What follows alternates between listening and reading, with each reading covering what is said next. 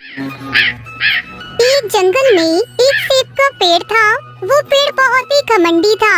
वो किसी को भी अपनी डाली पर बैठने नहीं देता था। ठीक उसके सामने एक आम का पेड़ था जो बहुत दिलदार था। उसे सबकी बहुत परवाह थी। एक दिन एक बूढ़ा कबूतर जंगल से गुजर रहा था। वो चलते चलते बहुत थक गया और सेब के पेड़ की छांव में बैठ गया। दो यहाँ से सेब के पेड़, मैं बहुत थक चुका हूँ। मुझे थोड़ी देर आराम करने दो, मैं आराम करके निकल जाऊंगा। नहीं, तुम अभी उठो और निकल जाओ यहाँ से। यहाँ से जाके दूसरे पेड़ के नीचे आराम करो। फिर भी वो बूढ़ा कबूतर पेड़ की बात नहीं मानता। अब देखो मैं क्या करता हूँ।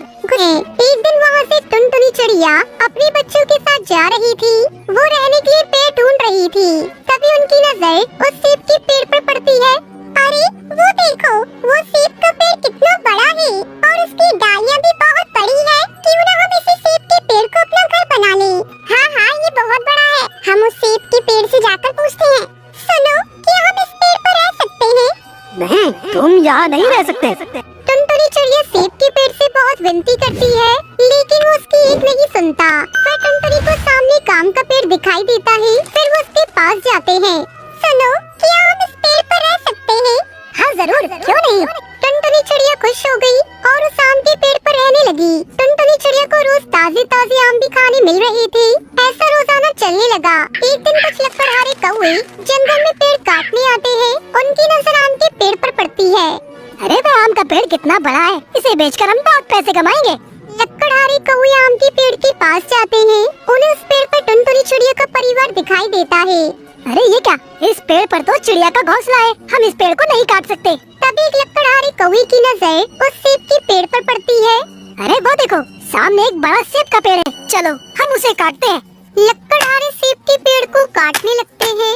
ये देख सेब का पेड़ अपने बचाव में उन पर सेब गिराने लगता है। फिर भी लकड़हारे नहीं रुकते। बचाओ बचाओ, कोई मेरी मदद करो, बचाओ, अरे बचाओ रे।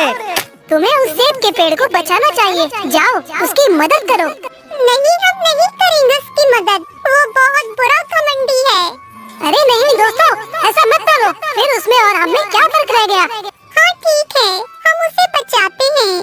टुनटुनी चिड़िया सेब के पेड़ पर जाती है। रुको लकड़हारे, पेड़ को तोड़ना बंद करो। नहीं, हमें ये पेड़ तोड़ना है, तुम जाओ अपना काम करो। तभी टुनटुनी चिड़िया गुस्सा होकर सेब निकालकर लकड़हारे को मारने लगी। अरे अरे अरे अरे, ये चिड़िया तो हमारी जान ले लेगी, भागो यहाँ से।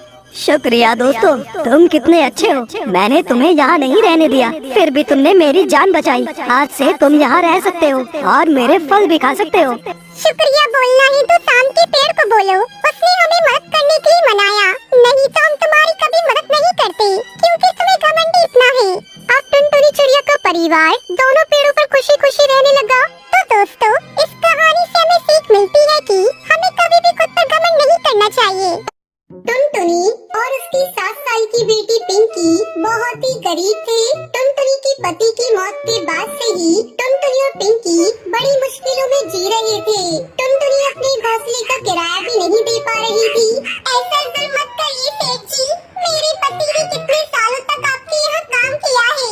आज वो नहीं रही तो आप हमें घर से बाहर मत निकालो। इतनी ठंड में हम कहाँ जाएंगे। तेरा पति मेरे यहाँ काम करता था, तो क्या उसके पूरे खानदान का ठेका ले लिया मैंने?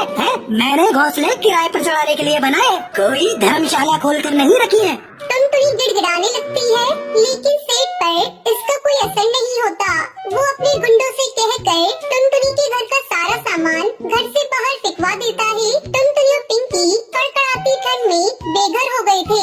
दूसरी तरफ सेठ जैसे ही घर पहुंचता है, उसकी बीवी उस पर गुस्सा करने लगती है। फिर अकेले आ गए, मैंने कहा था ना आज घर में नहीं घुसने दूंगी। अगर कोई नौकरानी नहीं लाए तो। पुरानी नौकरानी को काम छोड़े 2 दिन हो गए, तब से सारे काम मुझे ही करने पड़ रहे हैं। अरे भाग्यवान, बस आज के लिए माफ कर दो, कल पक्का मैं किसी को ले आऊंगा।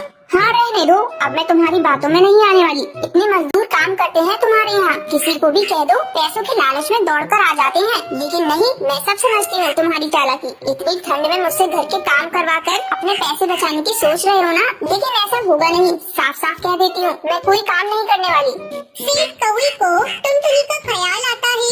ऐसा नहीं था कि उसे टुनटुनी की कोई हमदर्दी थी या फिर वो टुनटुनी की कोई मदद करना चाहता था, बल्कि वो तो टुनटुनी के रूप में एक सस्ती नौकरानी चाहता था। वो तुरंत अपनी लकड़ी गाड़ी लेकर टुनटुनी के पास गया। टुनटुनी पिंकी के साथ अभी भी सड़क किनारे बैठी हुई थी। दोनों ठंड से कांप रही थी। सेठ को देखते ही टुनटुनी हाथ जोड़ते हुए बोली, सेठ जी रहम कीजिए, मैं वादा करती हूँ जल्द ही आपका किराया चुका दूंगी। आपने अगर मदद नहीं की तो इस ठंड में मैं और मेरी बेटी जिंदा नहीं रह पाएंगे। सेठ जी रहम कीजिए। रहम आ गया, इसलिए आया हूँ वापस। तुम दोनों चलो मेरे साथ। आज से तुम्हें मेरे घर के सारे काम करने होंगे। बदले में रहने के लिए जगह मिल जाएगी तुम दोनों को, और कुछ पैसे भी, ठीक है? लेकिन एक बात साफ साफ सुन लो, घर के सारे काम तुम दोनों को ही करने होंगे, बिना किसी ना नुकुर के। अगर मंजूर है तो बोलो, वरना मैं किसी और को देखता हूँ। मैं करूंगी ना सेठ जी, मैं सारा काम करूंगी। आपका बहुत बहुत शुक्रिया। सेठ टुनटुनी और पिंकी को लेकर अपने घर पहुंचता है और सुंदरी कौवी को उनके बारे में बताता है। लेकिन सुंदरी खुश होने की बजाय और नाराज हो जाती है। हे भगवान, तुमसे नौकरानी लाने को कहा था, जिम्मेदारी नहीं, इसे रखोगे कहाँ? ऊपर से इसकी बेटी भी है। अरे तुम बिल्कुल भी चिंता मत करो, तुम तो जी भर के काम कराओ इन दोनों से। तुम्हें नहीं पता आजकल नौकरानियों के दिमाग कितने खराब हैं। और रही बात रहने की, तो वो अपने घोंसले के नीचे जो खोल है वही रह लेंगी दोनों।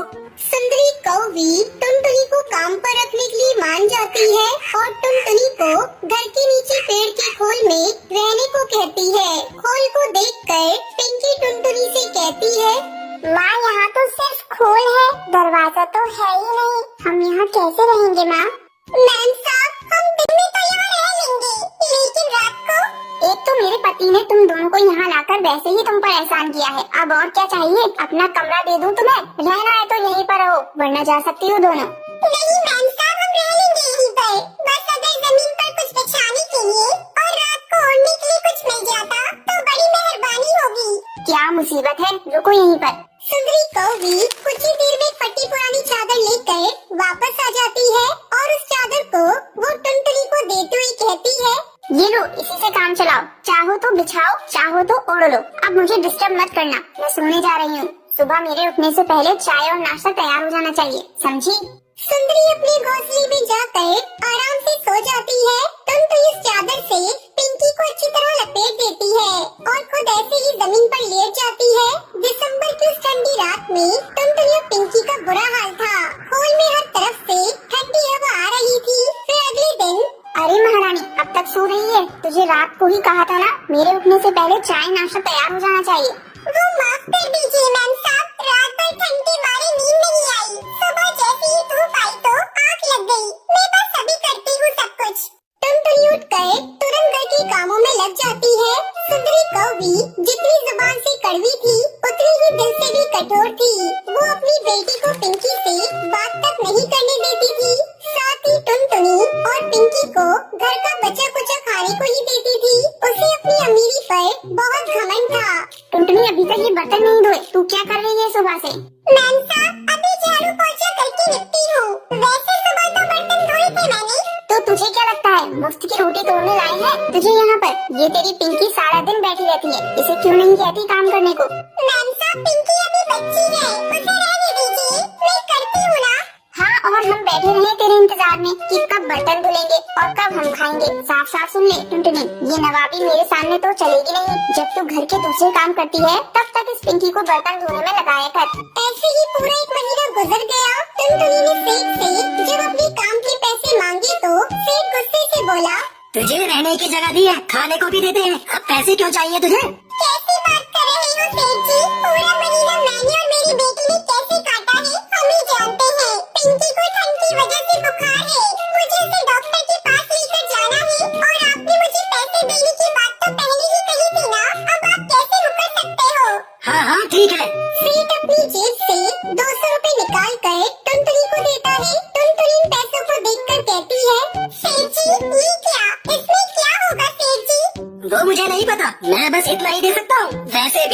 पर एहसान किया है? क्या एहसान किया है आपने मुझ पर? मैं और मेरी बेटी रात भर ठंड में ठिठुरते रहते हैं। आप और आपका परिवार क्या जाने ठंड क्या होती है। भगवान सब देख रहा है सेठ जी, इतने कठोर भी मत बनो। तेरी हिम्मत कैसे हुई मुझसे इस तरह बात करने की? निकल अभी मेरे घर से। हाँ हाँ जा रही हूँ। वैसे भी यहाँ रहना कौन चाहता है, पर सेठ जी फिर कभी किसी पर ऐसे एहसान मत करना जैसा मुझ पर किया आपने। टुनटुनी गुस्से में पिंकी को लेकर वहाँ से चली जाती है। कुछ दिन बाद सेठ अपने पूरे परिवार के साथ घूमने निकलता है। वापस आते आते अंधेरा होने लगता है। उनकी लकड़ी गाड़ी अचानक खराब हो जाती है। अरे क्या हो गया? गाड़ी क्यों रोक दी? रात होने वाली है और ये जगह भी कितनी सुनसान है। अरे भाग्यवान, रोकी नहीं, खराब हो गई है। सेठ गाड़ी से बाहर निकलकर गाड़ी ठीक करने लगता है, पर गाड़ी ठीक नहीं होती। सेठ का घर वहाँ से काफी दूर था। वो धीरे धीरे अपने घर की तरफ पैदल बढ़ने लगते हैं, लेकिन ठंडी हवा उन्हें आगे बढ़ने से रोक रही थी। कितनी ठंड है, मेरे तो पैर ही जम गए। सुनो जी, कुछ तो करो, बेटी का ठंड से बुरा हाल हो रहा है। हाँ, इससे पहले कभी ठंड का पता ही नहीं चला। घर में हीटर था तो पता नहीं था कि ठंड क्या होती है, पर मैं करूँ भी तो क्या करूँ। सेठ और सुंदरी हार मानकर एक जगह बैठ गए और भगवान को याद करने लगे। इतने में उन्हें कुछ दूर से एक रोशनी आती हुई दिखाई दी। वो टुनटुनी थी, जो हाथ में लालटेन लिए उनकी तरफ बढ़ रही थी। टुनटुनी को देखते ही सुंदरी चौंकते हुए बोली, अरे टुनटुनी, तुम यहाँ